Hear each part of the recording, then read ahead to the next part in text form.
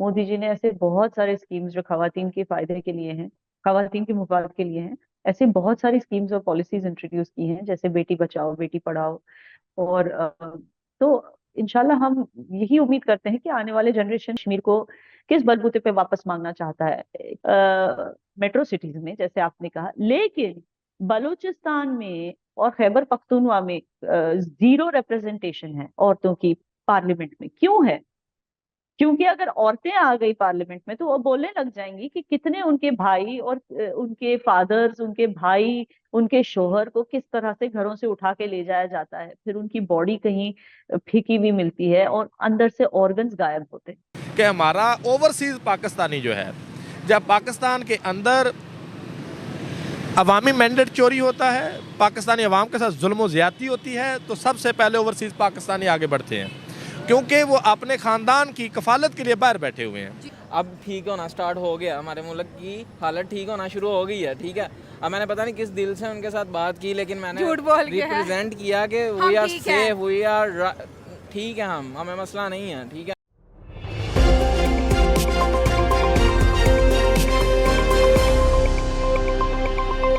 पाकिस्तान जो हमेशा से ही भारत को अपने निशाने पर लेते हुए नजर आता है, पाकिस्तान जो हमेशा ही ये चाहता है कि कश्मीर उसका हिस्सा बन जाए, लेकिन वो पाकिस्तान कहीं ना कहीं बड़ी चूक कर रहा है, बड़ी गलती कर रहा है, जिससे कि पाकिस्तान की जो आवाम है वो कहीं ना कहीं भारत की ओर अब झुकती हुई नजर आ रही है, भारत के गुणगान गाती हुई नजर आ रही है। आज हमारे इस खास प्रोग्राम में हम आपको यही बताना चाहेंगे कि पाकिस्तान की आवाम किस तरीके से अब पाकिस्तान का ही मजाक उड़ा रही है। Hello friends, India speaks loudly देख रहे हैं आप, मैं हूं आपके साथ प्रांशु राठौर। दरअसल जो पाकिस्तान बार बार भारत पर हमला बोलते हुए नजर आता है, भारत से तुलना करने के लिए कई हद तक आगे नजर आता है, लेकिन वो पाकिस्तान कहीं ना कहीं पूरी तरीके से भारत से पिछड़ चुका है और ये पाकिस्तान की आवाम भी समझ चुकी है। लेकिन दूसरी ही तरफ देखा जाए तो भारत के जो लोग हैं वह भी पाकिस्तान को जमकर खरी खोटी सुनाते हुए नजर आते हैं। तो आज सबसे पहले आपको एक क्लिप दिखाना चाहेंगे। इस क्लिप में आपको बताएंगे कि जब एक पाकिस्तानी यूट्यूबर ने इंटरव्यू लिया कश्मीर की रहने वाली याना मीर का। जी हाँ, याना मीर भी एक जर्नलिस्ट हैं, सोशल वर्कर हैं, और किस तरह से याना मीर ने यहाँ पर पाकिस्तान की थोड़ी सी तारीफ तो की, लेकिन पाकिस्तान को बखूबी समझा भी दिया कि आखिरकार वह कितने पानी में है।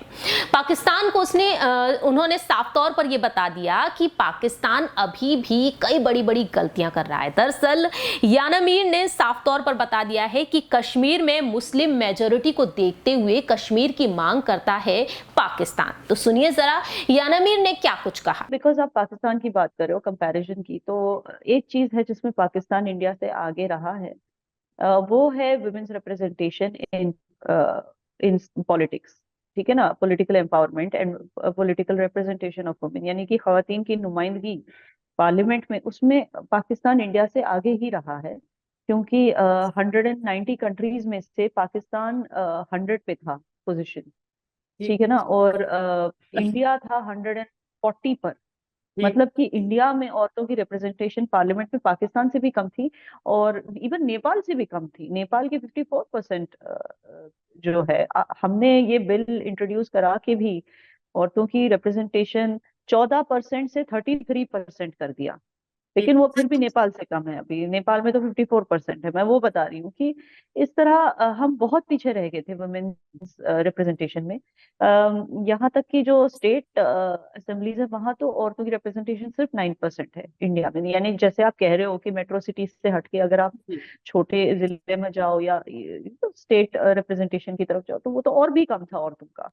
और रही बात, हाँ ये सच है कि मेट्रो सिटीज में, बड़े शहरों में औरतें ज्यादा एम्प्लॉयड हैं, ज्यादा सेल्फ सस्टेनिंग है। गांव में वो तादाद कम है। लेकिन बहुत सारे, आपको तो पता ही है कि मोदी जी ने ऐसे बहुत सारे स्कीम्स जो खवातीन के फायदे के लिए हैं, खवातीन के मुफाद के लिए हैं, ऐसे बहुत सारी स्कीम्स और पॉलिसीज इंट्रोड्यूस की हैं, जैसे बेटी बचाओ बेटी पढ़ाओ।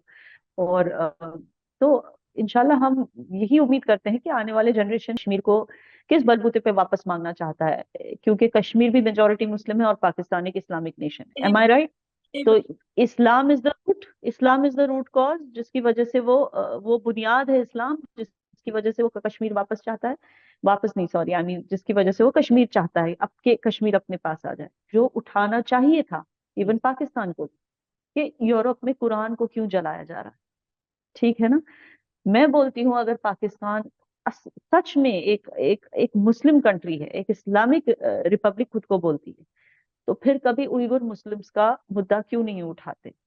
तो ये कुछ चीजें आपको पता है कि वहां पर कैसे हालात हैं, सबको आज तो ये बात सबको पता है। मोहम्मद नाम आप अपने बच्चे का वहां नहीं रख सकते, मोहम्मद नाम ही बैंड है। क्या पाकिस्तान में जो पहले मस्जिद हुआ करते थे, जो इमारतें मस्जिद हुआ करती थी, उनको अस्तबल बनाया जा रहा है। सुहेब ऐसी हालात है वहां पे, औरतों का जबरन अबॉर्शन किया जा रहा है ताकि वहां पे मुस्लिम्स की तादाद पॉपुलेशन ना बढ़े। ठीक है, क्या पाकिस्तान ने कभी ऐसे मुद्दे क्यों नहीं उठाए? ये अपने यूनाइटेड नेशंस यूएनजीए में ऐसे मुद्दे क्यों नहीं उठाता है पाकिस्तान? खुद को इस्लामिक कंट्री कहता है, किस तरह की इस्लामिक कंट्री हो गई? अरे इससे ज्यादा चाइना का ऑपोजिशन तो इंडिया करती है, और इंडिया को पाकिस्तान मानता है कि इंडिया को हक नहीं है ओआईसी में होने का, लेकिन मुसलमानों के हक की बात तो इंडिया करती है, उइगुर्स के हक की बात तो इंडिया करती है, शिया मुस्लिम्स को मुहर्रम मनाने का मौका तो इंडिया देती है, और पाकिस्तान कहता है कि वो इस्लामिक कंट्री है। मुझे बताइए, ये ताज्जुब की बात नहीं है? यही चीजें हैं देखें। और इसके ऊपर हमारे जो ex prime minister Imran Khan साहब से सवाल पूछा गया इंटरनेशनल मीडिया पे कि भाई आप चाइनीज मुस्लिम जो से उइगर मुस्लिम हैं उनके बारे में क्या कहना चाहेंगे। उन्होंने बहुत मासूमियत से ये कह दिया कि भाई मुझे तो इस खबर के बारे में ही नहीं पता, और अगर वाकई में नहीं पता तो भी हैरत वाली बात है, और अगर पता होने के बावजूद आपने ये स्टेटमेंट दी तो फिर उससे भी ज्यादा हैरत वाली बात है। मैं ये समझता हूँ कि अब मैं एज ए पाकिस्तानी मैं हूँ या मेरे जैसे जितने भी लोग हैं, मुझे शर्म आती है कि जब मैं कश्मीर की बात करता हूँ, खासतौर पे किसी इंडियन के साथ, मुझे शर्म आती है जब मैं बात करता हूं कि जी अगर मैं ये सवाल करूं कि भाई इंडिया में मुसलमानों पे जुल्म, यहाँ पे हमारे मुसलमान, आप मिनोरिटीज को तो छोड़े, मुसलमानों के साथ हमारे साथ। अब आप दोस्तों ये बखूबी समझ चुके होंगे कि याना मीर आखिरकार किस तरीके से पाकिस्तान को समझा रही हैं।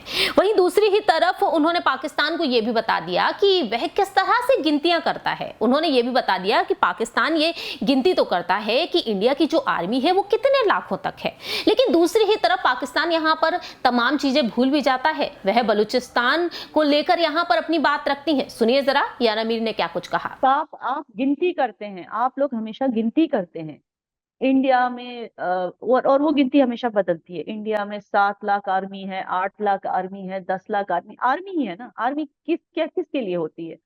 लोगों की हिफाजत करने के लिए होती है। लेकिन गिनती अगर आपको करनी है तो बलूचिस्तान में कितने लोग मिसिंग हैं, कभी इसकी गिनती की है? 8,000 से ज्यादा वहां पे लोग मिसिंग हैं। मंगला डैम की वजह से 10,000 से ज्यादा फैमिलीज डिस्प्लेस्ड हैं। ये गिनती क्यों नहीं करते? अगर बलूचिस्तान की गिनती की होती तो हम आरक्षण बिल की बात कर रहे थे ना, वुमेन्स आरक्षण बिल की। क्या आपको पता है कि ठीक है पाकिस्तान इंडिया से आगे होगा मेट्रो सिटीज में जैसे आपने कहा, लेकिन बलूचिस्तान में और खैबर पख्तूनख्वा में 0 रिप्रेजेंटेशन है औरतों की पार्लियामेंट में। क्यों है? क्योंकि अगर औरतें आ गई पार्लियामेंट में तो वो बोलने लग जाएंगी कि कितने उनके भाई और उनके फादर्स, उनके भाई, उनके शोहर को किस तरह से घरों से उठा के ले जाया जाता है, फिर उनकी बॉडी कहीं फेंकी हुई मिलती है और अंदर से ऑर्गन्स गायब होते हैं। जब वो ये सब बोलने लगेंगी तो इसीलिए इनको नुमाइंदगी दी ही नहीं पार्लियामेंट।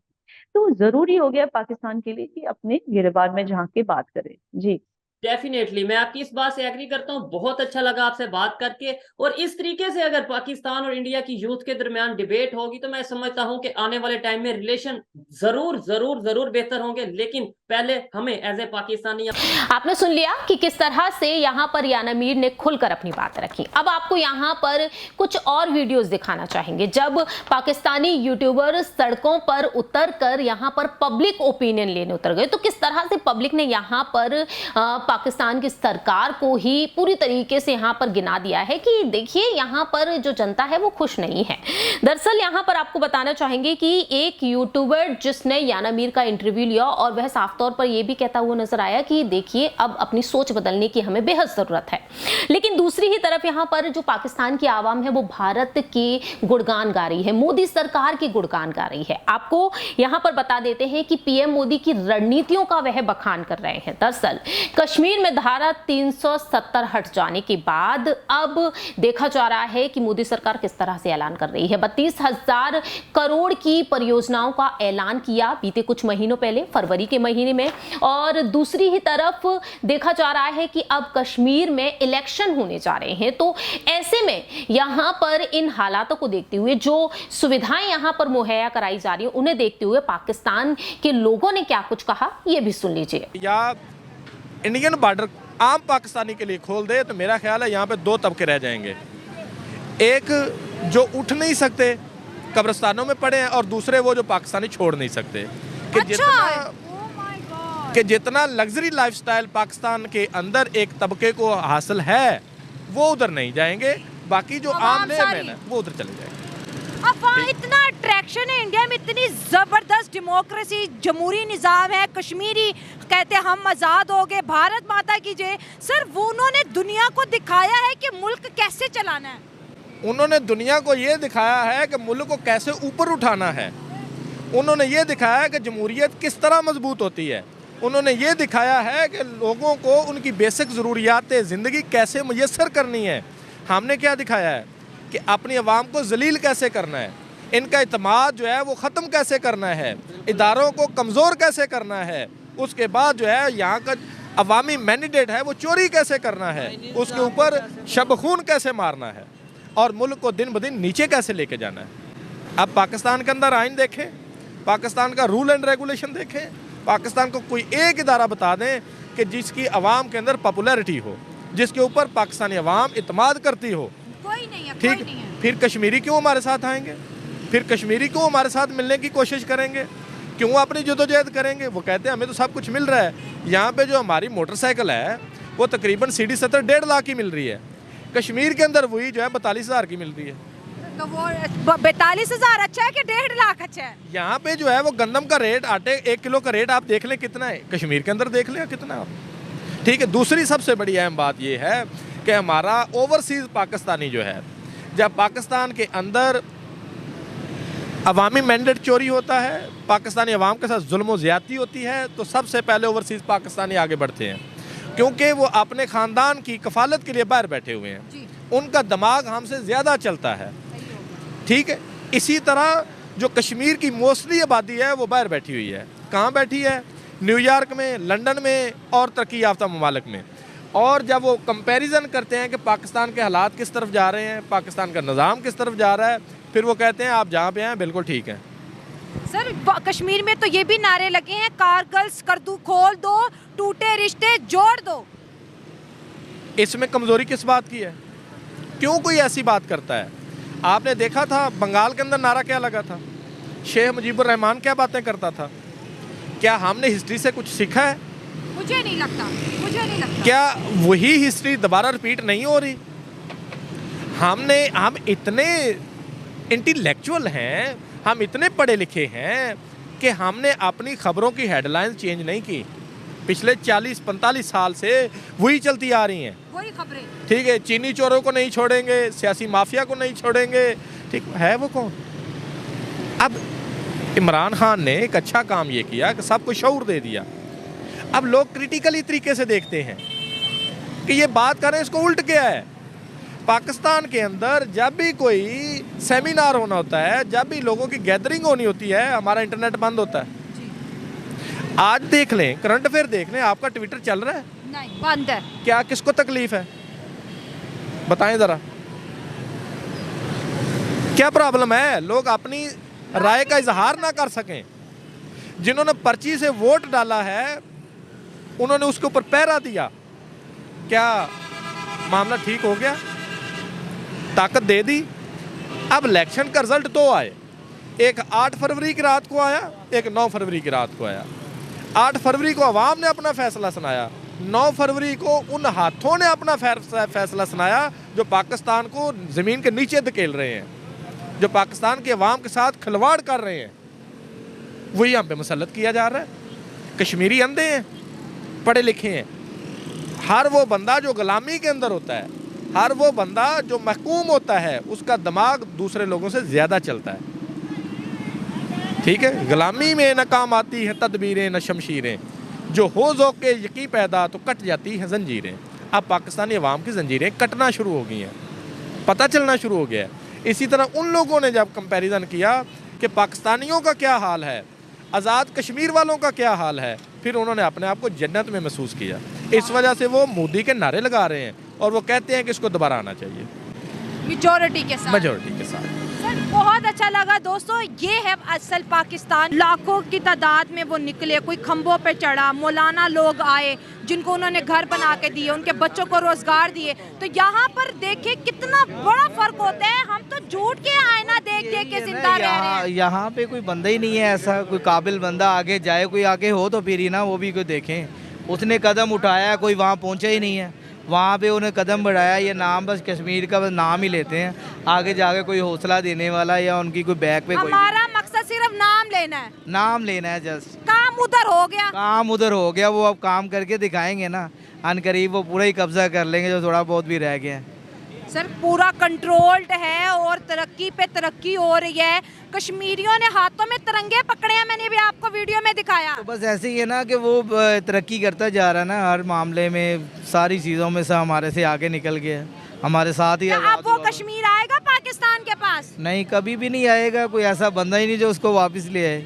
इस काबिल तो भी नहीं। 25 करोड़ आवाम में नहीं, कोई ऐसा बंदा नहीं। पाकिस्तान के हालात नहीं ठीक कर पा रहे तो कश्मीर। अब आप ये बखूबी समझ चुके होंगे कि मोदी सरकार के गुणगान पाकिस्तान के लोग क्यों गा रहे हैं। लेकिन आपको यहाँ पर एक और क्लिप दिखाएंगे, लेकिन सबसे पहले आपको बता देते हैं कि जहां कश्मीर, जहां पर परिस्थितियां बदल रही हैं, माहौल बदल चुका है, नारे बदल चुके हैं, और ऐसे में देखा जाए तो नए नए दल अस्तित्व में आए हैं, और ऐसे में इन्हीं मुद्दों को देखते हुए अब देखा जाए तो कश्मीर में कई बड़े बड़े बदलाव तो हम देख ही रहे हैं। तो अब यहां पर पाकिस्तान की उन गलतियों पर भी रुक कर लेते हैं।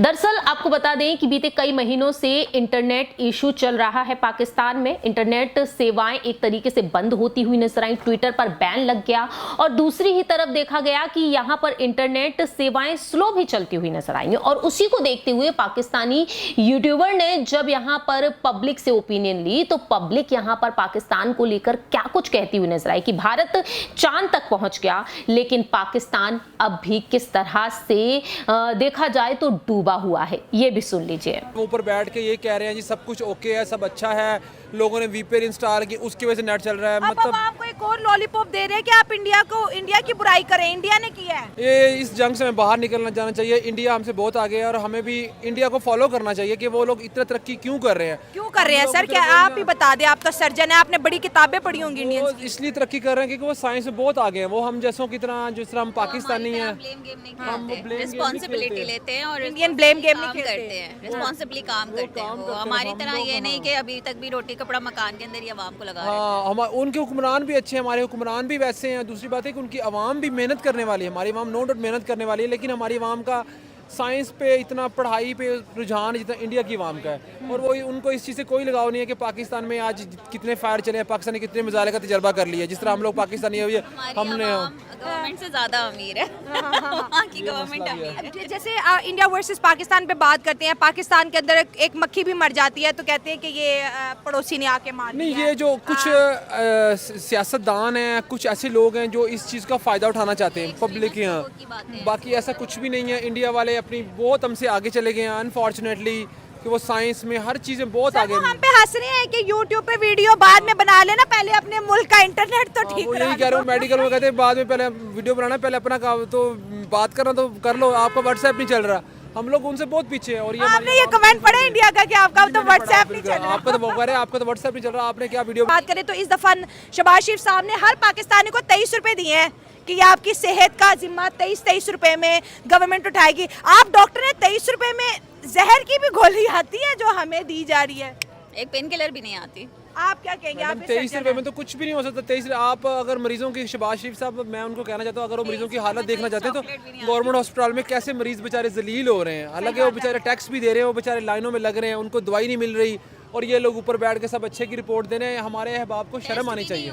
टेस्ट भी नहीं होते, टेस्ट भी सिर्फ प्रोटोकॉल्स के लिए रखे हुए हैं। सर हमारे 23 और पार्लियामेंट के चूहे मारने के लिए करोड़ों की बिल्लियां, अभी वो बिल्लियां की है, मैंने पढ़ रहा था, बिल्लियां उन्होंने की चूहे मारने के लिए। तो हमारे अहबाब के जो चूहे मारने रह गए हैं, गधे एक्सपोर्ट करना और हमारे रह लिए गए बिल्लियां हैं। सिर्फ मेस में घूमती रहती हैं। और अहबाब को सिर्फ ये है कि जी नेट बंद कर दो, पाकिस्तानी वहाँ बिजली महंगी कर दो, और पेट्रोल आर्टिकल महंगा लिखो कर दो। इंडिया ने बंद कराया बस कि आपको देखिए उस दिन पड़ा था 74% पाकिस्तानी जो है वो अपने घर का खर्चा नहीं पूरा नहीं कर पा रहे। इतनी महंगाई लास्ट 2 इयर्स में हो चुकी है। दूसरा लॉ पास किया कि 2 बीवियां करो। ये मतलब ये इतना घटिया जो हमारे हुक्मरान बैठे हैं, मैं उनको क्या कहूँ, उनको अक्ल करनी चाहिए, उन्होंने मरना है। कैसे हर महीने कैसा कैसा ब्लंडर वो बिजली महंगी कर रहे हैं, दिन ब दिन बिजली महंगी करते जा रहे हैं, और ये ब्लंडर अब नेट स्लो कर दिया। जो बेचारे गरीब नेट से कमा रहे थे वो भी कब से कब तक इंटरनेट बंद है, किस वजह से बंद है और कब आज़ाद होगा। ठीक है, ये तो नहीं है कि बस मतलब कि कोई डेडलाइन कोई पता नहीं है। हम क्लाइंट्स को भी कुछ कह नहीं सकते कि कब रही सही यूथ भी अब इंटरनेट बंद होने की वजह से बाहर जा रही है कि भाई 2 वक्त की रोटी कमाते थे, उससे भी ये ऐसा ही है। मैं खुद IT का, मैं यहाँ से अगर मेरा जॉब चल रहा था तो मुझे क्या ज़रूरत थी बाहर जाने की, लेकिन अब मुझे फील हुआ है कि मैं यहाँ पे सिक्योर नहीं फील कर रहा। इवन कि बाहर के जो लोग हैं जो इन्वेस्टमेंट कर रहे हैं यहाँ पे और यहाँ के लोगों को यहाँ टीम चला रहे हैं, तो वो भी सिक्योर नहीं फील कर रहे, वो भी अपना इन्वेस्टमेंट उठा रहे हैं इस मुल्क से, निकल रहे हैं। हाँ जी, वो निकल रहे हैं। लेकिन जो हमारे हमसाया मुल्क है बांग्लादेश, ठीक है, जैसे ही ये इश्यूज आए, मेरे 2 दोस्त हैं बांग्लादेश में, ठीक है, उन्होंने मुझे मैसेज किया और मुझे इतनी शर्मिंदगी, उन्होंने क्या what's going on in Pakistan, is everything all right. तो फिर मैंने बहुत वो मुंह सैड करके मैंने कहा yes it's everything is all right, just some issues face हो रहे थे जिसकी वजह से अब ठीक होना स्टार्ट हो गया, हमारे मुल्क की हालत ठीक होना शुरू हो गई है, ठीक है। अब मैंने पता नहीं किस दिल से उनके साथ बात की, लेकिन मैंने रिप्रेजेंट किया कि we are safe, we are ठीक है, हमें मसला नहीं है, ठीक है। हमारा इंटरनेट ठीक होना स्टार्ट हो गया, क्योंकि अब मैंने उससे, वो भी IT प्रोफेशन ही हैं, तो उनसे बात की कि ये इश्यूज उन्होंने कहा आ रहे हैं। मैंने कहा थोड़ा सा हमें झूठ बोलने पे मजबूर कर दिया है। जी बिल्कुल, शर्मिंदगी फील होती है कि हमारे मुल्क में नेट नहीं है। पहले तो चलो लाइट नहीं थी, अब नेट भी नहीं है, गैस तो है ही नहीं है, गैस तो है ही नहीं, पानी कहाँ है, तो क्या है इस मुल्क में, बस चांद पे रह रहे हैं। हाँ जी, चांद पे ऑलमोस्ट रह रहे हैं। उनको चांद पे जाने की जरूरत नहीं है, पैसा लगाना पड़ता है चांद पे जाने के लिए, और हमें कोई जरूरत नहीं। हमने झंडे पे चांद लगाया, हाँ जी, और अब जमीन पे चांद बना रहे हैं। वो इसी इरादे से बनाया था ना कि इसको एक दिन चांद बनाना है। तो अब ये पाकिस्तान को बखूबी समझ ही आ चुका होगा कि आखिरकार यहाँ पर जो पाकिस्तान की सरकार है किस तरह से कई बड़ी बड़ी गलतियां कर रही हैं, जो अपनी जनता को कुछ भी मुहैया नहीं करा सकती है। दरअसल यहाँ पर पाकिस्तान को अपनी औकात बखूबी पता चल ही गई होगी कि देखिए अभी वह कितने पानी में है, ना ही यहाँ पर लाइट की व्यवस्था है, ना ही पानी की व्यवस्था। अब देखा जाए तो अब इंटरनेट सेवाएं भी पूरी तरीके से बंद होती हुई दिखाई दे रही हैं। तो इसी को देखते हुए यहाँ के जो युवा हैं, यहाँ के जो लोग हैं, वह साफ तौर पर कह रहे हैं कि पाकिस्तान में अब कुछ नहीं रखा है। यदि पाकिस्तान के वासियों को मौका मिला भारत जाने का तो वह भारत भी चले जाएंगे, और यहाँ पर कैसे लोग रह जाएंगे ये भी आपने जान ही लिया कि लोग यहाँ पर क्या कुछ कहते हुए नजर आए हैं। तो पाकिस्तान यहाँ पर देखा जाए तो पूरी तरीके से अपनी नैया डुबोते हुए नजर आ रहा है। तो ये तमाम बातें हैं जो पाकिस्तान के लोग ही कह रहे हैं, ये हम नहीं बल्कि पाकिस्तानियों ने ही बता दिया है कि पाकिस्तान अब उनके लायक ही नहीं रहा है। फिलहाल हमारे इस खास प्रोग्राम में इतना ही। देश और दुनिया की तमाम खबरों के लिए आप देखते रहिए इंडिया स्पीक्स लाउडली।